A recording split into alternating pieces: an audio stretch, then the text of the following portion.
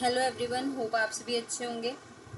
जैसे कि आपको पता है, मैंने अप्लाइड जोलॉजी पार्ट स्टार्ट किया हुआ है। उसकी आज सेकंड वीडियो आ रही है एपिडेमियोलॉजी ऑफ डिसीजेस के ऊपर। आप लोगों का ज़्यादा टाइम ना वेस्ट करते हुए इस वीडियो को स्टार्ट करते हैं।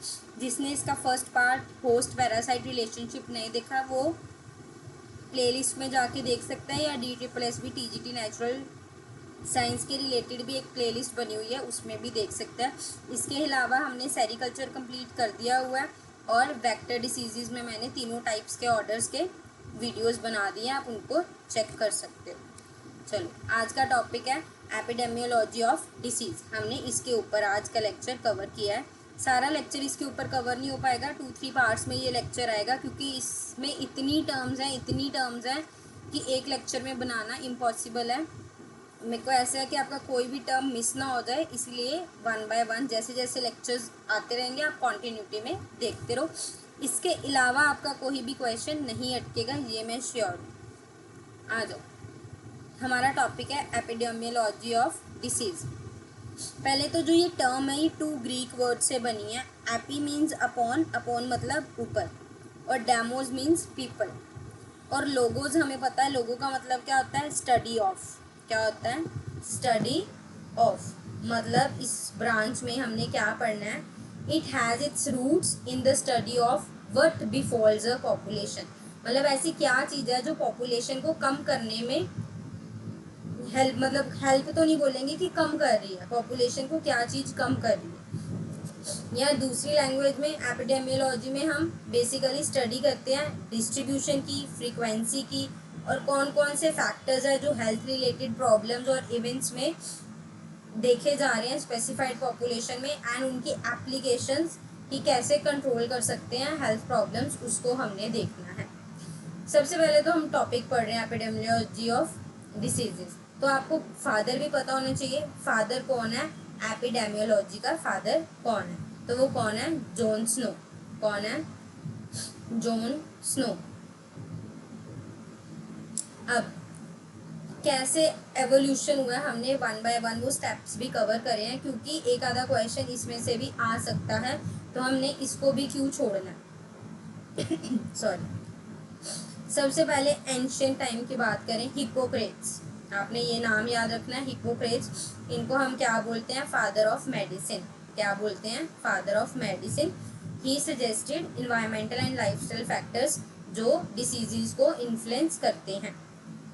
फिर आप मिडल एजेस में आ जाओ, plague of Justinian and black death. ये दीज पैंडेमिक्स हाईलाइटेड, सबसे ज़्यादा पैंडेमिक, मतलब इन 2 डिसीजेस को अंडरस्टैंड करना है, इनकी वजह से लोगों को क्वारंटाइन होना पड़ा। मतलब ये सबसे इम्पॉर्टेंट, मतलब जहाँ से हमें देखने एवोल्यूशन स्टार्ट हुई वो ये है, plagues of Justinian and black death. जो ब्लैक डेथ है वो आपके अराउंड 1347 1351। ये आपको ईयर्स लर्न करने की नीड नहीं है, मैंने ईयर्स बस इसलिए मेंशन कर दिए कि कई बच्चों को होता है कि हमें बहुत डीप पढ़ना है, तो उनके लिए, बाकी एज सच ये इम्पॉर्टेंट नहीं है ईयर्स। नेक्स्ट है गिरोलामो फ्रैकेस्टेरो। इन्होंने क्या प्रपोज किया था, disease were caused by seed like entities, कि किसकी वजह से डिसीज होती है, सीड लाइक एंटिटीज की वजह से। यहाँ ये डायरेक्ट कांटेक्ट से ट्रांसमिट होते हैं, यहाँ ये इनडायरेक्ट कांटेक्ट से ट्रांसमिट होती है। सबसे पहले हिप्पोक्रेट्स, हिप्पोक्रेट्स से हमारे पास आ गई ब्लैक डेथ और प्लेग। उससे बाद हमारे पास क्या है कि डिसीजेज का मेन कोज क्या है, सीड लाइक एंटिटीज हैं, कांटेक्ट या डायरेक्ट कांटेक्ट या इनडायरेक्ट कांटेक्ट से होती है। इसमें पर्सन एज सच वैसे लर्न रखने की ज़रूरत नहीं है, जो पर्सन का नेम लर्न रखना है वो अभी तक के लिए यही है, हिप्पोक्रेट्स, जो सबसे इम्पॉर्टेंट है। बाकी लर्न कर रख सकते हो आप, कोई इशू नहीं है। उसके बाद आ जाओ 17th सेंचुरी में आ जाओ, तो जॉन ग्रोंट एक साइंटिस्ट हैं जिन्होंने क्या किया, पब्लिश की थी बुक बिल्ड्स ऑफ मोर्टेलिटी। क्या की थी, बिल्ड्स ऑफ मोर्टेलिटी। ये बुक ऐसी बुक है जिसमें मोर्टेलिटी बेसिकली डेथ रेट होता है, काउंट करते हैं डेथ रेट को, उसके ऊपर एनालिसिस किया था सारा। और इसी से, इस ईयर से ही बिगनिंग हुई है डेमोग्राफिक स्टडीज़ की, मतलब हमने स्टडीज़ करनी शुरू की। तो इनका नाम भी इम्पॉर्टेंट हो गया, जॉन ग्रॉन्ट। जॉन ग्रॉन्ट, बुक का नाम है builds of mortality. Bills of mortality. अब इसको लर्न कैसे करोगे? GM good morning, good morning करते हैं ना, गुड मॉर्निंग से ग्रॉन्ड मोर्टेलिटी, ग्रॉन्ड मोर्टेलिटी। ग्रॉन्ड, जॉन ग्रॉन्ड की बुक क्या थी? क्योंकि जॉन स्नो हमने देखा फादर है, तो जॉन से तो लर्न करने का कोई फायदा नहीं है, तो हमने मोर्टेलिटी के लिए ग्रॉन्ड, ग्रॉन्ड GM से लर्न कर ले। फिर उसके बाद जैसे जैसे आगे बढ़े 18th सेंचुरी आई, स्मॉल पॉक्स देखने को मिला, इसकी शुरू हो गई वायरस, मतलब ये वायरस जो हमारा स्मॉल पॉक्स है ये फैलना शुरू हो गया और इवेंचुअली लीडिंग टू वैक्सीनेशन, और इसकी वैक्सीनेशंस भी क्या होने लगी? तैयार होने लगी। उसके बाद 19th सेंचुरी में आ जाओ, जॉन स्नो, जॉन स्नो इन्होंने सबसे ज़्यादा conducted a landmark study during 1854 में इन्होंने स्टडी की थी कॉलेरा आउटब्रेक इन लंदन।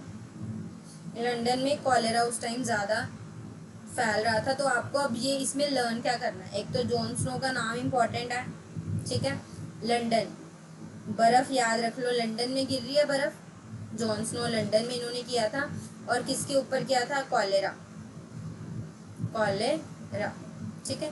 क्या आइडेंटिफाई किया था इन्होंने? Contaminated water pump as a source, कि ये बीमारी का कारण क्या है?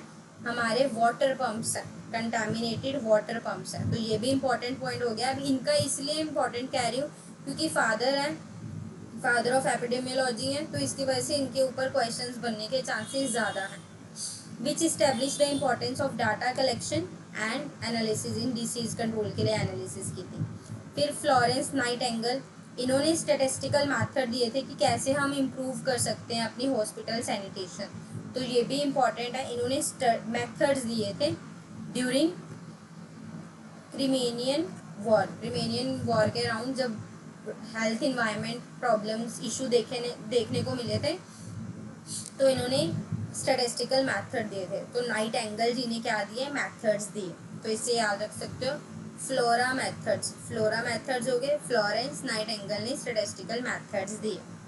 फिर 19th सेंचुरी में आ जाओ, Louis Pasteur develop the germ theory of diseases. अब ये इंपॉर्टेंट पॉइंट हो गया, रीजन बीइंग, अब थ्योरी आ गई, जर्म थ्योरी। जर्म थ्योरी किसने दी? Pasteur, Louis Pasteur. Germ, germ, germ pest, germ pest से याद रख सकते हो क्योंकि आपने पेस्टिसाइड्स वगैरह पढ़ते हो ना, जर्म पेस्ट से ये याद रख सकते हो। लुईस पास्चर ने कौन सी थ्योरी दी थी? जर्म थ्योरी ऑफ डिसीज इन्होंने दिया था, डेमोन्स्ट्रेटिंग माइक्रो ऑर्गेनिज्म कोज इन्फेक्शंस, ठीक है। Next Robert Koch, Robert Koch ने क्या बताया था? स्पेसिफिक पैथोजेंस बताए थे जो ट्यूबरक्लोसिस, कॉलेरा, एंथ्रेक्स, जिनकी वजह से ये हो रही थी। क्राइटेरिया फॉर इस्टेब्लिशमेंट, रिलेशनशिप दिए थे माइक्रोब्स और डिसीजेस के बीच में, ये भी इंपॉर्टेंट है रॉबर्ट कोच, क्योंकि इन्होंने कॉच पोस्टुलेट से कौन से पैथोजेंस आइडेंटिफाई कर लिए थे जो कौन कौन सी बीमारी के बारे में बता रहे थे? टीबी कह दिया, tuberculosis, cholera and anthrax, tuberculosis, cholera and anthrax. Next आ जाओ अर्ली 20th में, फिर हमें पता है वैक्सीन्स बननी शुरू हो गई थी ताकि डिसीज़ को रिड्यूस किया जा सकते, जैसे स्मॉल पॉक्स, पोलियो। फिर वर्ल्ड हेल्थ ऑर्गेनाइजेशन ने इंस्टीट्यूट्स बनाने शुरू कर दिए, ग्लोबल हेल्थ एफर्ट्स देखने हमारे शुरू हो गए। फिर आ जाओ मिड 20th सेंचुरी आ गई जिसमें epidemiological transition history, transition theory. अब ये किसने दी थी ये theory? Abdel Omran theory describing the shift. इसने हमें शिफ्ट बताया था इन्फेक्शन से क्रोनिक डिसीजेस, क्रोनिक मतलब खतरनाक, जैसे कैंसर वगैरह हो जाता है वो क्रोनिक डिसीजेस में आ जाते हैं। ये ट्रांजिशन थ्योरी किसने दी थी? एब्डल ओमरान, किसने दी थी? एब्डल ओमरान। और इसमें किसके बारे में बताया था? इन्फेक्शियस से क्रोनिक डिसीजेस में कैसे कैसे डेवलपमेंट देखने को मिल रही है, कि कैसे इन्फेक्शियस से क्रोनिक डिसीजेस बन रही है। अब ये एब्डल ओमरान ने थ्योरी दी थी, तो इससे आप याद रख सकते हैं एओ ने आईसी के बारे में बताया था, मतलब इन्फेक्टेड से क्रोनिक डिसीजेस, एओ, ठीक है। नेक्स्ट आ जाओ फ्रेमिंघम हार्ट स्टडी, ये long term ongoing cardiovascular study है जो आइडेंटिफाई करती है हार्ट डिसीजेज में। इधर से आप याद भी रख सकते हो, हार्ट डिसीजेज के लिए हार्ट थ्योरी आएगी, जो किनकी है, फ्रेमिंघम, फ्रेमिंघम। इससे और अगर आपने थोड़ा सा हिंट लेना है तो आप इसको हिंट ऐसे लिख सकते हो, एच हार्ट स्टडी और एच ई, फ्रेमिंघम में एच आता है तो उससे आप ये लर्न रख सकते हो, फ्रेमिंघम। नेक्स्ट उसके बाद आ जाओ HIV एड्स एपिडेमिक आ गया, जिसमें हाईलाइट किए गए कि एपिडेमिकल सर्वेलेंस चाहिए, ग्लोबल कॉर्पोरेशन चाहिए। इनके बारे में हम डिटेल पढ़ेंगे आगे, सर्वेलेंस, ग्लोबल कॉर्पोरेशन, ये आगे की क्लासेस में कवर कर दूंगी। फिर मॉलिक्यूलर एपिडेमियोलॉजी आई, जिसमें एडवांसेस हुए जेनेटिक्स में, मॉलिक्यूलर बायोलॉजी को अलाउ करा, अंडरस्टैंडिंग करें कि डिसीजेस के पीछे क्या मैकेनिज्म है, क्या ट्रांसमिशन है, कि क्यों डिसीजेस ट्रांसमिट हो रही हैं।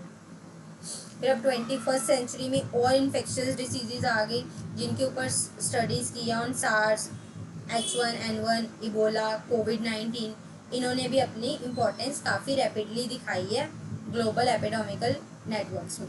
फिर big data and digital epidemiology में डिजिटल टूल्स का यूज़ किया है, सोशल मीडिया का और बिग डाटा एनालिटिक्स का यूज़ करके डिसीजेस के आउटब्रेक्स निकालने हैं।